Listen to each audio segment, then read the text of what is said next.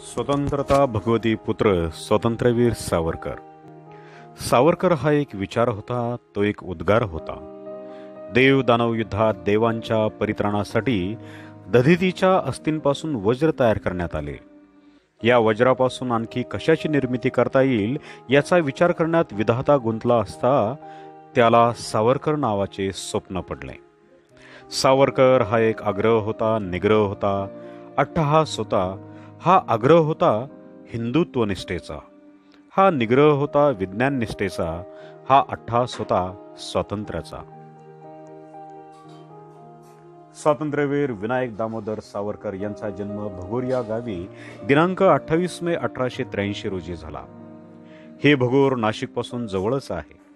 सावरकरांचे वडील हे स्वाभिमानी आणि करड्या स्वभावाचे गृहस्थ होते.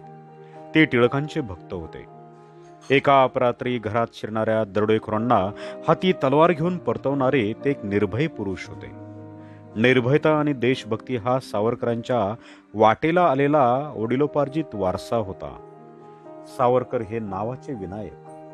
त्यांचे वडील बंधू गणेश पंत विघ्नहर्त्याचे नाव धारण करणारी ही दोन्ही मुले पारतंत्र्याचे विघ्न दूर करण्यासाठी जन्माला आली होती. सावरकरांचा भगोर येथील वाडा हे एक संस्कारपीठ होते. त्याच्या एका खोलीत पेशव्यांनी दिलेली मानाची पालखी होती. दुसऱ्या खोलीत पूर्वजांच्या शौर्यकथा सांगणारी शस्त्रे होती. घराचे एक दालन ग्रंथांनी व्यापले होते. उदंड पाठांतर असणारे कवी प्रकृतीचे दामोदर पंत वाड्यात संचार करताना संतांचे अभंग, शाहिरांचे पोवाडे, नाथांचे भारूड गुणगुणत असत. विनायकाच्या कानी मराठीचा हा सगळा श्वर शृंगार बालपणीच पडला. तो कधी ग्रंथ हाताळत असे तर कधी शस्त्र परजून खेळत असे. सावरकरांनी अगद्या बालवयात महाभारत वाचले होते. पेशव्यांची आणि छत्रपतींची बखर त्यांना आवडत असे. मोरोपंत, वामन पंडित, मुक्तेश्वर हे त्यांचे आवडते कवी होते. रामदास तुकाराम त्यांना सोबत करीत होते. इतकेच नव्हे तर मिल्टन आणि होमर हे पाश्चिमात्य महाकवी त्यांना माहीत होते. आपण मोठेपणी एक महाकाव्य लिहावायचे असा संकल्प सावरकरांनी त्यांच्या लहानपणीच केला होता. त्यांनी वाचलेल्या ग्रंथांची ते टिपणे काढीत. वरवरचे वाचन त्यांच्या वृत्तीत नव्हते. सर्वसार संग्रह या नावाच्या त्यांच्या टिपणवहीचे दप्तर अनेक पृष्ठात पसरले विस्तारलेले होते. शिम परांजपे यांचे काळ ही पत्र सावरकरांना फार आवडत असे. एका वक्तृत्व स्पर्धेत त्यांना मिळालेल्या पारितोषिकाची रक्कम त्यांनी परत केली. त्याऐवजी वर्षभर काळ हे अंक मिळावेत अशी अपेक्षा व्यक्त केली. काळकर्ते परांजपे हे सावरकरांचे साहित्य दैवत होते. एका आत्मकथनात ते म्हणतात, माझ्या ज्ञानावर, भाषेवर, संस्कृतीवर आणि उत्साहावर काळ या पत्राच्या अखंड परिशीलनाचा फारच मोठा परिणाम झाला. लोकमान्य हे आणखी एक दैवत सावरकरांना प्रिय होते. लोकमान्याविषयींच्या आपल्या भावना त्यांनी एका पत्रात व्यक्त केल्या होत्या. त्या पुढील शब्दात: महाराष्ट्राच्या विभूषणाला, आर्य धर्माच्या अभिमानाला, नीतिमत्तेच्या निपुणतेला, सुदेशप्रीतीच्या उद्भवाला, त्या बाल गंगाधर तिलकाला त्रिवार वंदन. वयाच्या 15व्या वर्षी एकदा सहलीच्या निमित्ताने पुण्याला गेलेले सावरकर शनिवारवाड्याच्या पुरातन दालनातून भक्तिभावाने भ्रमंती करीत राहिले. हिंदू पदपादशाही जन्म देणारा मराठ्यांचा तेजस्वी इतिहास हा सावरकरांच्या लेखी पंचम वेद होता. वयाच्या 15व्या वर्षी सावरकरांच्या मनात आणि मस्तकात सशस्त्र क्रांतीचे वेड शिरले. चाफेकरांच्या चितेतून निर्माण झालेले विचारांचे एक वादळ सावरकरांच्या जीवनात जन्मभर घोंगावत राहिले. भारतीय प्रजेला पाळदई तुडवणाऱ्या दृष्ट अधिकाऱ्यांना पिस्तुलांच्या साहाय्याने आपली जागा दाखवणाऱ्या चाफेकर बंधूंना फाशी देण्यात आले होते. सावरकरांनी त्या हुतात्म्यांना श्रद्धांजली वाहिली, ती वज्रकठोर अशा प्रतिज्ञेच्या स्वरूपात. सावरकर देवघरात गेले. अष्टभुजेपुढे त्यांनी प्रार्थनापूर्वक प्रतिज्ञा केली, माझ्या देशाच्या स्वातंत्र्यासाठी शत्रूला मारीत मारीत चाफेकरांसारखा मरेन किंवा शिवाजी सारखा विजयी होऊन मातृभूमीच्या मस्तकी स्वराज्याचा अभिषेक करवेन.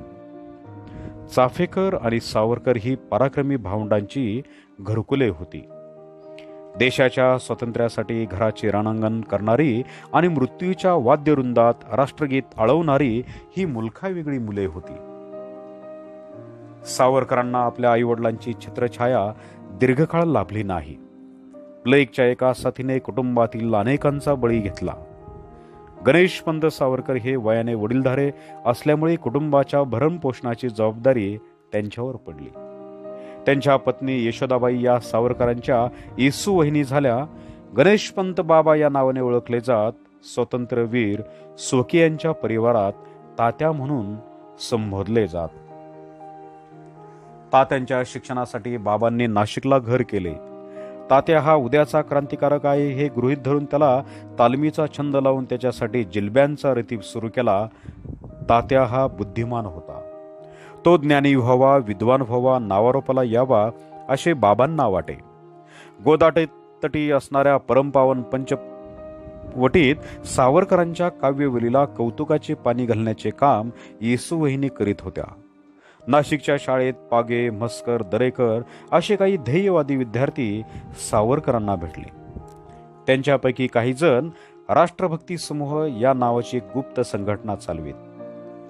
सावरकरांनी या समवयस्कांना संघटित केले आणि 1900 या वर्षी नाशिक नगरात मित्रमेळा नावाची संघटना उभी केली.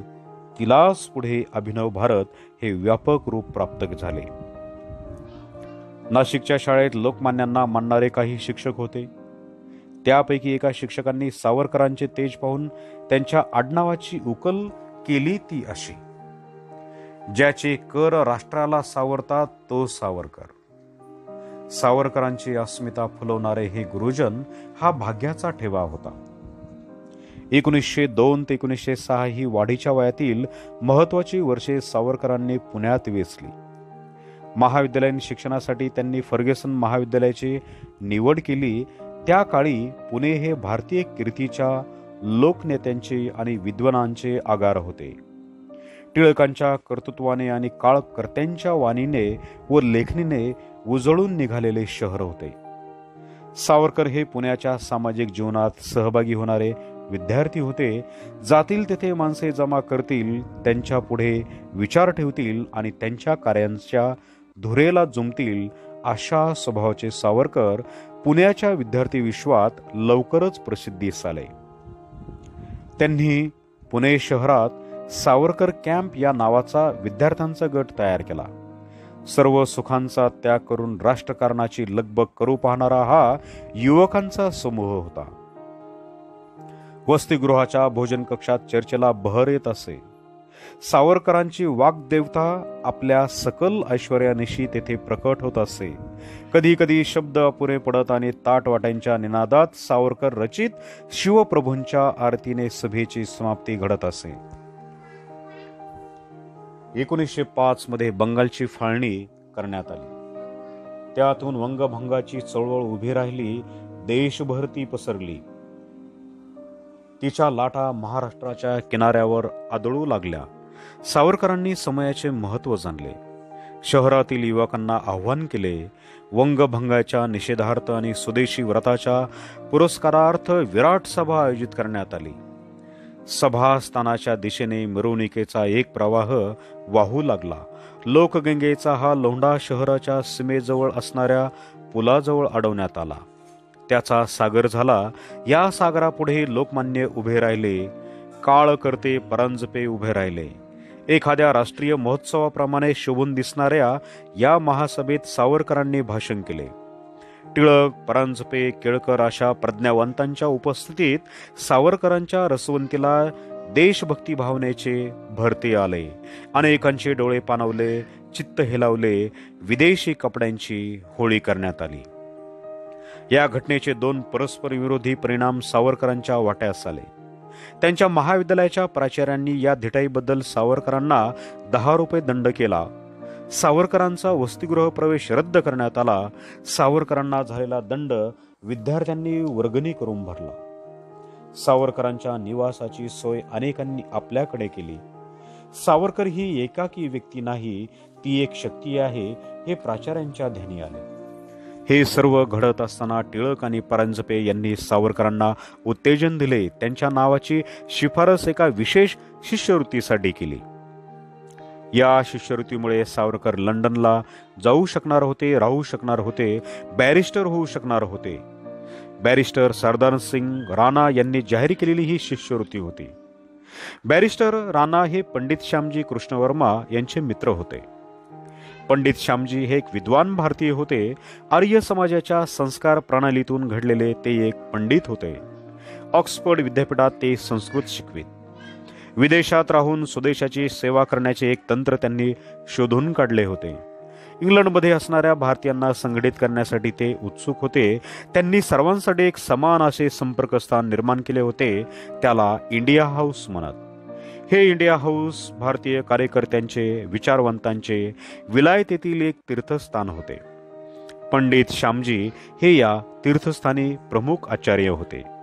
या तीर्थात भारताच्या कल्याणाचा विचार केला जात असे. या तीर्थस्थानी हजेरी लावणारे अनेक यात्री होते. त्यात भाई परमानंद होते, मादाम कामा, सरदार सिंग राणा, मदनलाल धिंगरा, लाला हरदयाळ, सेनापती बापट, निरंजन पाल, बॅरिस्टर असफ अली, विठ्ठलभाई पटेल असे अनेक जण होते. शिवाजी शिष्यवृत्तीचे मानकरी तेथेच राहत. त्यामुळे सावरकरांचे हे संकल्पित निवासस्थान झाले. सावरकर विलायतेस जाण्यासाठी उत्सुक होते, पण केवळ एखाद्या पदवीच्या अभिलाषेने परदेश गमन करण्याची त्यांची इच्छा नव्हती. त्यांना अभिप्रेत असणारा सशस्त्र क्रांतीचा सेतू बांधण्यासाठी विदेशात एखादे कार्यस्थळ हवे होते. या त्यांच्या स्वप्नांची पूर्ती घडावी यासाठी सावरकरांनी या शिष्यवृत्तीचा स्वीकार केला. 1905 मध्ये सावरकर BA झाले. त्यापूर्वी ते विवाहबद्ध झाले होते. 1906 मध्ये प्रियजनांचा वियोग पत्करून सावरकर विदेशी गेले. विवाह आणि संसार थोडा अनिच्छेनेच त्यांच्या वाटेला आला. क्रांतिकारकांनी लग्न करावे की नाही याविषयी ते दीर्घकाळ मनाशी विचार करीत होते. मुले बाळे वाऱ्यावर सोडणे आणि पत्नीवर एकाकीपण लादणे त्यांना मान्य नव्हते.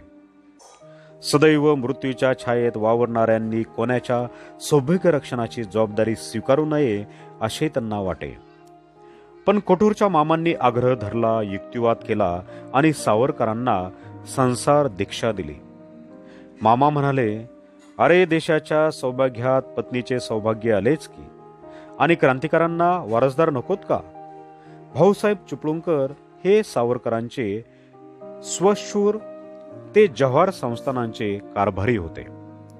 पडत्या काळात सुकन्या सांभाळण्यास आम्ही समर्थ आहोत असे आश्वासन त्यांनी दिले. एवढेच नव्हे तर त्यांनी जव्हारच्या राजेसाहेबांकडून परदेशी जाण्यासाठी सावरकरांना सहाय्यही मिळवून दिले. सावरकर लंडनला जाऊन पोहोचले. इंडिया हाऊसने त्यांचे स्वागत केले. सर्व भारतीयांनी त्यांना अभिवादन केले. सावरकरांना अनुषंगिक गोष्टीत घालवण्या एवढा वेळ नव्हता. त्यांनी आपले निर्णय घ्यावयास सुरुवात केली. एक विद्यार्थी आणि परीक्षार्थी म्हणून जे कर्म प्राप्त होते ते काळाच्या ओघात घडणारच होते. प्रश्न होता तो भारताच्या स्वातंत्र्य प्राप्तीसाठी निर्धारपूर्वक पावले टाकण्याचा. या मनस्थितीत असताना सावरकरांच्या हे ध्यानी आले की कोणतीही क्रांती प्रथम मनात घडते, मग प्रत्यक्षात उतरते. मानसिक परिवर्तनानंतर वास्तविक परिवर्तन घडते.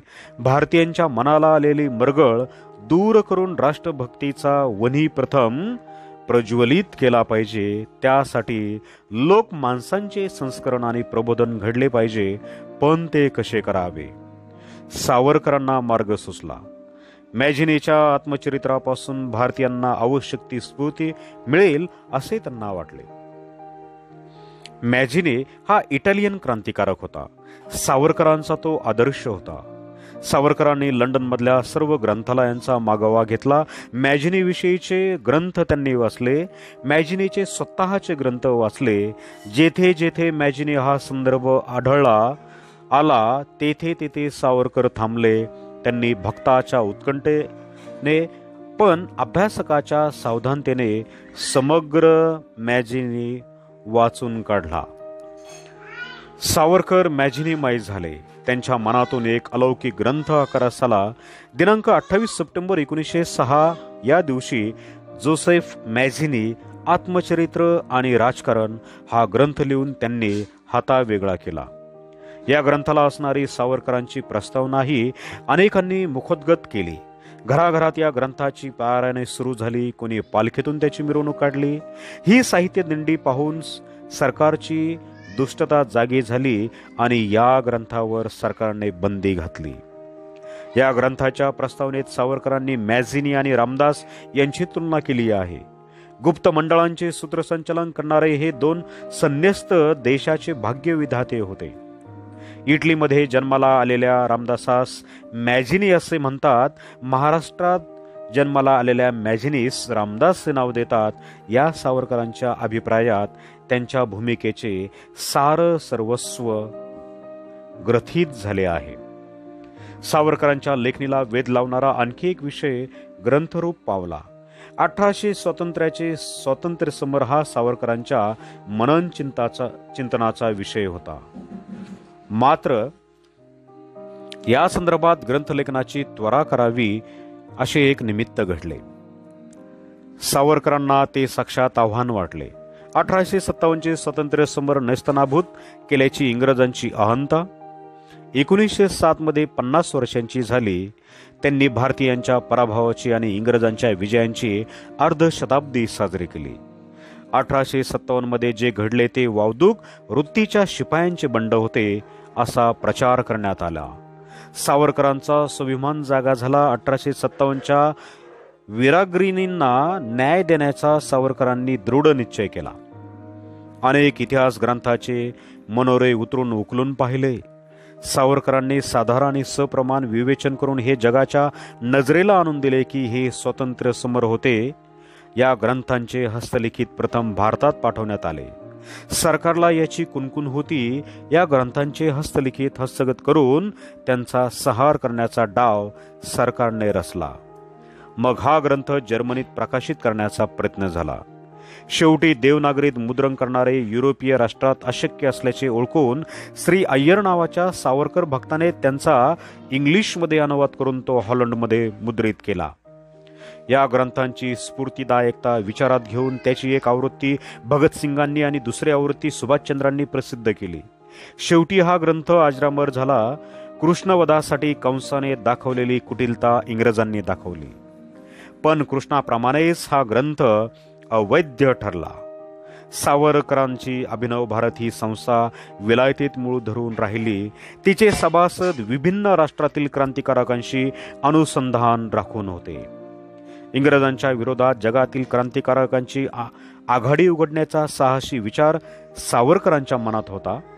त्याचा एक भाग म्हणून सावरकरांनी सेनापती बापटांना बॉम्ब विद्या शिकण्यासाठी रशियाला पाठवले आणि चतुर्भुज नावाच्या इंडिया हाऊस मधल्या एका आचार्याबरोबर पिस्तुलांचे आणि काडसुतांचे एक पार्सल भारतात रवाने केले.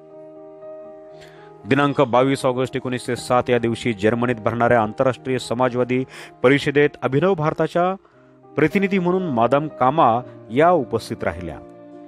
त्या परिषदेत सावरकर प्रणीत राष्ट्रध्वज बाईंनी सादर केला. त्या ध्वजाला सर्वांनी प्रणाम केला. सावरकर लंडनमध्ये राहून जग हलवण्याचा मनसुबा करत होते. त्यांचे बंधू गणेशपंत भारतात आपला कुलाचार पाळत होते. त्यांच्या देशभक्तीपर कवितकांनी युवकांना जागृत केले होते. सरकारचे हे दुःख होते. जीत राष्ट्राचा स्वाभिमान जागा होणे हे जेत्यांच्या गैरसोयीचे असते. बाबाराव सावरकरांकडून हाच एक अपराध घडला होता. इंग्रज सरकारने बाबांना राजद्रोही ठरवून काळ्या पाण्याची शिक्षा दिली. बाबांची कैद आणि स्थलांतर हा येसू वहिनीवर आज झालेला वज्राघात होता. आपल्या वहिनीचे सांत्वन करण्यासाठी लिहिलेल्या पत्रात सावरकर म्हणतात, धन्य धन्य आपला वंश, सुनिच्चे ईश्वरी अंश, अमर होय ती वंशलता, निर्वंश जिचा देशाकरिता. इंग्रज सरकार आणि अधिकारी यांच्या उन्मत्त वर्तनाविरुद्ध देशभर असंतोषाचा वणवा पेटला. परदेशात पण त्याचे पडसाद उमटले. नाशिकचे कलेक्टर जॅक्सन यांचा वध अनंत कान्हेरे या मुलाने केला. लंडनमधल्या एका सभागृहात मदनलाल धिंगराने कर्नल कर्झन वाईस्लीस इहलोकातून हाकलून दिले. रानोमाळा विखुरलेली धगधगत्या रक्तांची ही पोरे सावरकरांच्या जीवावर ही जोखीम पत्करतात असे सरकारला वाटले. सावरकर या नावाचा क्रांतिकारकांचा प्राणवायू कारागृहाच्या कुपीत कोंडून ठेवल्याखेरीज त्यांचे चलनवलन थांबणार नाही असे गृहीत धरून सरकारने आपला मोहरा सावरकरांकडे वळवला. दिनांक 13 मार्च 1910 या दिवशी लंडन येथे सावरकरांना अटक करण्यात आली. त्यांच्यावर अभियोग भारतात चालवण्याच्या इराद्याने त्यांना जहाजावर चढवण्यात आले. सावरकर हे सागरवेडे होते. सागराशी त्यांनी अजन्म सख्य केले. त्यांची नौका मार्सेलिस बंदराजवळ आली आणि सावरकरांना सागराची हाक ऐकू आली. त्यांनी समुद्रात जीव झगरून दिला. सागराने आपले इमान राखले आणि सावरकरांना फ्रान्सच्या किनाऱ्यावर पोहोचते केले. ब्रिटिश पोलिसांनी त्यांचा पाठपुरावा करून फ्रेंच हद्दीत शिरून त्यांना पकडले. हे आंतरराष्ट्रीय आचारसंहितेला सोडून होते, पण ज्यांनी विचारपूर्वक आचारसंहिता सोडून दिली होती त्यांनी न्यायाची व नीतीची तमा बाळगण्याचे कारण नव्हते. यानंतर सावरकरांचे काय व्हावे हे सावरकरांच्या हाती नव्हते. सावरकरांना 2 आजन्म कारावासाच्या शिक्षा फरमावण्यात आल्या. पहिली जन्मठेप सरणार होती आणि मग दुसरी सुरू होणार होती. प्रत्येकी 25 वर्षांचा एक असे 2 सलग कालखंड अंदमान बेटावर राहावे लागणार होते. एवढे जगणे सुद्धा अवघड होते, पण सावरकर कचरले नाहीत, भांबावून गेले नाहीत. न्यायालयाचा आदेश ऐकून एवढेच म्हणाले, एवढी शिक्षा माझ्याकडून भोगून घेण्यासाठी न्यायालयाला आम्हा हिंदूंचा पुनर्जन्म सिद्धांत मानावा लागेल. सावरकरांना अंदमानाला ठेवण्यात आले. त्यांच्या अगोदर गणेशपंत म्हणजे बाबा तेथे येऊन पोचले होते. एका आईची 2 लेकरे भरल्या ताटावरून उठली होती. चापकांचे फटकारे खात होती. घाण्याला जुंपली जात होती. हातापायात बेड्या ठोकून टांगून ठेवली जात होती. जिवंतपणे यमयातना अनुभवत होती. हे कशासाठी? कोणासाठी? देशासाठी, स्वातंत्र्यासाठी. अंदमानला नेण्यापूर्वी सरकारने सावरकरांना वेगवेगळ्या कारागृहात ठेवले होते. डोंगरी, भायखळा, ठाणे या सर्व कारागृहांना सावरकरांचे पाय लागले. गोनपाटाचे कपडे घालून गजाआड असणारे सावरकर सौ माईंनी प्रथम पाहिले तेव्हा त्यांच्या काळजाने ठाव सोडला. सावरकरांना झालेली जन्मठेप माईंना यमयातना घडवणारी होती. भ्रांत चित्त झालेला आपल्या पत्नीला दिलासा देणारा स्वातंत्र्य म्हणाला, वाईट वाटून घेऊ नकोस. असेल दैवाच्या मनात तर भेटू पुन्हा आणि करू संसार. पण लक्षात ठेव, 4 काटक्या एकत्रित करून चिमण्या आणि कावळे सुद्धा संसार करतात. यापेक्षा वेगळा संसार आपल्या वाट्याला आलेला आहे. देशाचा ढासळलेला संसार सावरण्यासाठी तुझ्या माझ्या संसाराचे अर्धे देण्याची वेळ आली आहे. हे सावरकरांनी बोलावे, माईंनी ऐकावे, इतिहासाने सांगावे, समाजाने कृतज्ञतापूर्वक आठवावे असे काही होते. सावरकरांच्या शिक्षेचा संकल्पित कालावधी कल्पनातीत होता. सावरकर पुन्हा भारताच्या वाटेला येण्याची शक्यता नव्हती, पण लोकमत या नावाची शक्ती इतिहासाच्या दाराशी धडका घेत होती. सावरकरांच्या सुटकेसाठी परोपरीने प्रयत्न झाले. शेवटी 1911 मध्ये अंदमानला गेलेले सावरकर 1921च्या जानेवारीत भारतात परतत आले. तशी त्यांची सुटका झाली नव्हती, पण ते सुदेशात आले होते. बाबा आणि तात्या भारतात यायला निघाले तेव्हा त्यांच्या अंगावरची वस्त्रे कैद्यांचीच होती. अनेक वर्षांच्या अमानुष बंदिवासामुळे दोघेही खंगले होते, पण खचले नव्हते. दूर अंतरावरून दोघांना देशाचा किनारा दिसला तेव्हा दोघेही गहिवरले. दोघांच्या मुखातून मातृभूमीचा जय जयकार बाहेर पडला. स्वातंत्र्य लक्ष्मी की जय, भारत माता की जय. 1924 मध्ये सावरकरांची सशर्त सुटका झाली. पुढची 13 वर्षे ते रत्नागिरीला स्थानबद्ध झाले. या काळात त्यांना राजकारण निवृत्त व्हावे लागले. दिनांक 10 मे 1937 या दिवशी ते सर्वार्थाने मुक्त झाले. 1938 मध्ये मुंबई येथे भरलेल्या मराठी साहित्य संमेलनाचे अध्यक्षपद त्यांनी भूषवले. तेव्हा साहित्यिकांनी लेखण्या मोडून बंदुका हाती घ्याव्या या विचाराने त्यांनी परखडपणे प्रतिपादन केले. 1943 मध्ये त्यांनी 61 साजरी करण्यात आली. त्यांना पुणे येथे 1,20,000 रुपयांची थैली अर्पण करण्यात आली. त्यानंतर सावरकर सदनावर मान सन्मानाचा पाऊस पडत राहिला. 1943 मध्ये नागपूर विद्यापीठाने त्यांना डिलीट ही पदवी दिली. 1959 मध्ये पुणे विद्यापीठाने डॉक्टर राधाकृष्णन यांच्या उपस्थितीत त्यांनी डिलीट या पदवीने भूषवले. मुंबई विद्यापीठाने 1911 मध्ये राजद्रोही सावरकरांची रद्द झालेली BA ची पदवी आठवणीने परत केली. पुण्याच्या गोखले हॉलमध्ये सर्व महाराष्ट्रीयन साहित्यिकांनी सावरकरांचा सत्कार केला. बडोदे आणि नागपूर येथील विभागीय साहित्य संमेलनाचे अध्यक्षपद सावरकरांना देण्यात आले ते 1937. 1943 मध्ये सांगली येथे मराठी रंगभूमीचा शतसावत्सरिक उत्सव सावरकरांच्या अध्यक्षतेखाली पार पडला.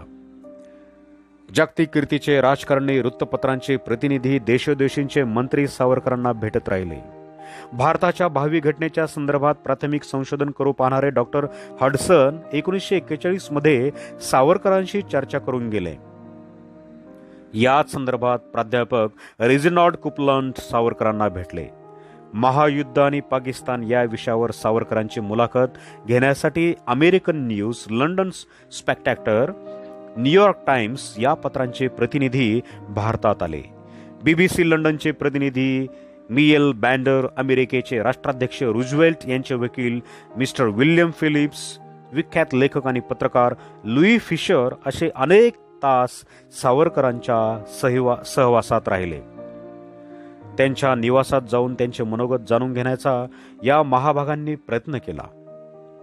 सावरकर कवी होते, लेखक होते, वक्ते होते. मराठी वक्तृत्वाचा मानबिंदू म्हणून सावरकरांचे बोलणे रसिकांच्या कानामनात निनादत राहील.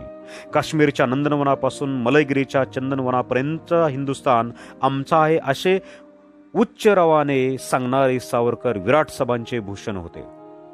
1956 मध्ये लोकमान्यांची जन्मशताब्दी साजरी झाली तेव्हा शनिवार वाड्यापुढे झालेल्या सभेत सावरकरांनी एक खंत व्यक्त केली. लोकमान्यांच्या स्मृतीला अभिवादन करताना स्वतंत्र भारतात त्यांना तोफांची सलामती द्यावयास हवी होती. 1957 मध्ये देशभर 1857च्या स्वातंत्र्य समराची शताब्दी साजरी झाली. दिल्लीच्या रामलीला मैदानावर या निमित्ताने एकत्रित झालेल्या 10 लाख श्रोत्यांना स्वातंत्र्यवीरांच्या गगनभेदी वक्तृत्वाने विचार समाधी लागली. सावरकरांच्या जीवनातील या सन्मान पर्वाला मध्येच एक खग्रास ग्रहण लागून गेले. गांधीवधानंतर सर्वत्र माजलेल्या कल्लोळात सावरकरांना संशयितांच्या यादीत घालण्यात आले. 52 पानांच्या त्यांच्या जबानीत त्यांचे चारित्र्य प्रतिबिंबित झाले.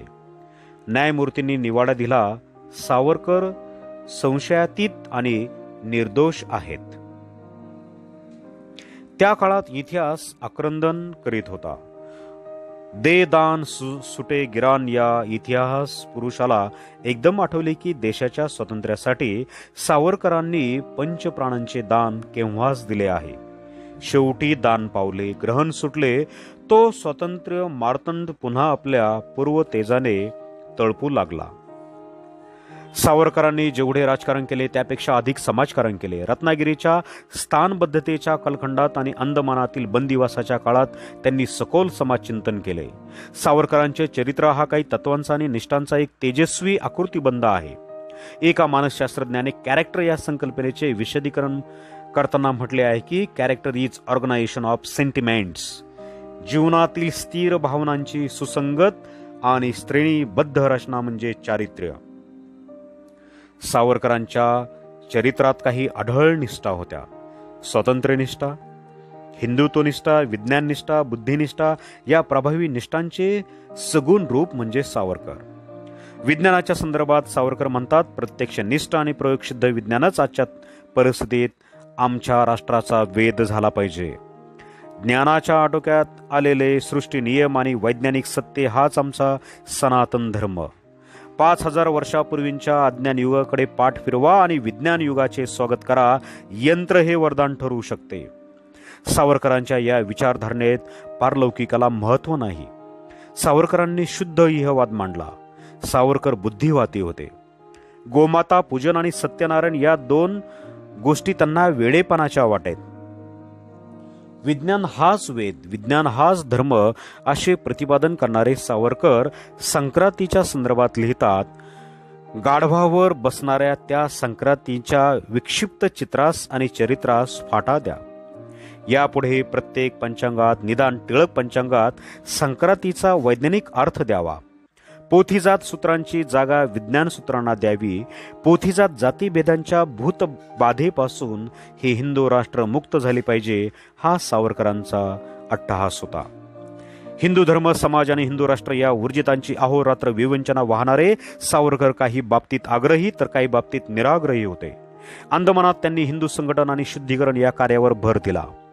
अंदमान सोडून भारताकडे येताना निरोपाच्या निमित्ताने जवळ आलेल्या हिंदू बंदिवानांना ते म्हणाले, खरा हिंदू हिंदुत्वादीत होऊ शकतो तो हे जाणतो की अवघे जग हाच एक देश आहे, एक देव, एक देश, एक आशा, एक जीव, एक जाती, एक भाषा. हे पसादान प्रिय हिंदूंचे स्वप्न आहे, पण हा अंतिम अनुभव येण्यापूर्वी आहे. या अवस्थेत हिंदू राष्ट्रवादाचा पुरस्कार केला पाहिजे. भारत ही ज्याला आपली मातृभूमी, पुण्यभूमी वाटते, सप्तसिंधूंच्या परिसरातील आपल्या पूर्वजांचा ज्यांना अभिमान आहे, ज्यांची कुलदैवते आणि तीर्थक्षेत्रे भारतात आहेत, ते सगळे हिंदू परस्परांचे बंधू आहेत. सावरकरांचा हिंदुत्व विचार हा काळाच्या कसोटीवर अभ्यासला जाईल, तेव्हा त्यांचे अधिक मूल्यमापन घडू शकेल. नवभारतात धर्मातील जीवन म्हणून जगू पाहणाऱ्या बुद्धिप्रामाण्यवाद्यांना आत्मोन्नतीसाठी हिंदुत्वाची कदाचित गरजही भासणार नाही. सावरकरांना नव्या युगाची ती पाठ दिसत होती, पण एक गोष्ट निर्विवाद मानावी लागेल, हिंदूंच्या समाज जीवनावर आघात करणाऱ्या या हिंदूंनी आपल्या हातांनी आपल्या पायात घालून घेतलेल्या 7 बेड्या तोडल्याशिवाय राष्ट्राचे पाऊल पुढे पडणार नाही. हा सावरकरांचा विचार भारताच्या घटनेत अंतर्भूत कराव्यास हरकत नाही. समुद्र पर्यटनाला विरोध करणारी कर्मठांची कुपमंडूक वृत्ती गेली पाहिजे. वेदवचनांना बासनात बांधून गुंफेत दडवून दलित पतितांना विचार वंचित करण्याची वृत्ती गेली पाहिजे. सोवळे ओवळे आणि शिवाशिव या अंधश्रद्धांच्या जाचातून जीव मोकळा झाला पाहिजे. व्यक्तीच्या ठायी असणाऱ्या निसर्गजात नैपुण्याला अवसर मिळावा, यासाठी सर्व व्यवसाय सर्वांना खुले असले पाहिजेत. ज्यांनी धर्मांतर केले किंवा ज्यांना समज येण्यापूर्वी धर्माला पारखे व्हावे लागले, त्यांचे शुद्धीकरण करून त्यांच्या स्वधर्माच्या छत्रछायेत घेतले पाहिजे. सावरकर थोडे अगोदर जन्माला आले असते, हिंदुत्वाच्या पायातील शृंखला वेळीच आणि खरोखरीच तुटल्या असत्या, तर आंबेडकरांसारख्या युगपुरुषाला गमावण्याची वेळ हिंदू समाजावर आली नसती. महाराष्ट्र हा भारताच्या खडगखास्त झाला पाहिजे. भारत हा सदैव युद्धसज्ज असला पाहिजे. शत्रू राष्ट्राला आणि दुर्जनांना सरकारचा धाक वाटला पाहिजे. हा सावरकरांचा आग्रह अप्रस्तुत होता असे कोण म्हणेल. यशवंतराव चव्हाण भारताचे संरक्षण मंत्री झाले. सावरकरांना धन्य धन्य वाटले. सावरकरांनी एक अभिनंदन पत्र आणि पुष्पहार घेऊन आपल्या प्रतिनिधीला यशवंतरावांकडे धाडले. भारताच्या संरक्षण मंत्र्यांनी ते पत्र वाचले. क्षणभर ते धीर गंभीर झाले. त्यांच्या विद्यार्थी दशेतील त्यांचे स्फूर्तिदान त्यांना आठवले. समुद्रात उडी घेणारे भीमपराक्रमी सावरकर कृष्णेच्या पात्रात पोहणाऱ्या वीरांचे स्फूर्तिदाते होते. चव्हाण साहेबांनी आपल्या दूताकरवी आपल्या भावना सावरकरांना कळवल्या. देश स्वतंत्र झाला याचा सावरकरांना आनंद होता. तो दुभंगला याचे सावरकरांना दुःख होते. जो स्वातंत्र्याचा मुकुट मातृभूमीच्या मस्तकी ठेवण्यासाठी सावरकर अधीर होते, तो तिच्या मस्तकी दिसू लागला. सशस्त्र क्रांतीचे स्वप्न साकार करण्यासाठी सावरकरांनी स्थापन केलेल्या अभिनव भारत या संघटनेचे समारंभपूर्वक 1952 मध्ये विसर्जन करण्यात आले. स्वराज्यात तिचे प्रयोजन उरले नव्हते. सावरकरांना झालेली 2 जन्मठेपेची सजा जीवघेणी ठरेल आणि सावरकरांचा त्यातच अंत घडेल अशी अनेकांना भीती वाटत होती. पण काळ हरपला. सावरकर उरले. अनादि मी, अवैध्य मी, अनंत मी मला, जिंकील रिपू कवन असा जगती जन्माला, असा सवाल त्यांनी काळाला केला. 1961 साल हे सावरकरांच्या सुटकेचे वर्ष म्हणजे शिक्षेचे 50वे वर्ष होते. त्या वर्षी लोकांनी मृत्युंजय दिन साजरा केला. सावरकर जगले वाचले सुटले मातृभूमीच्या वाटेला आले या कारणास्तव हा आनंदोत्सव होता. मृत्यूवर मात करणाऱ्या या मृत्युंजयाला आपला पार्थिव देह देशाच्या सेवेतून मुक्त करायचा होता. त्याने स्वतःच मृत्यूला बोलावणे धाडले. अन्न पाणी औषध वर्ज्य केले आणि 23 दिवसांच्या पायोपवेशनानंतर दादरच्या सावरकर सदनातून जगाचा निरोप घेतला. या इच्छामरणी स्वतंत्र योगाने दिनांक 26 फेब्रुवारी 1966 रोजी विज्ञान समाधी घेतली. पुस्तक दीपस्तंभ, लेखक प्राचार्य शिवाजीराव भोसले. पृष्ठ क्रमांक 272 ते 284. वाचन स्वर विजय पटोळे. धन्यवाद.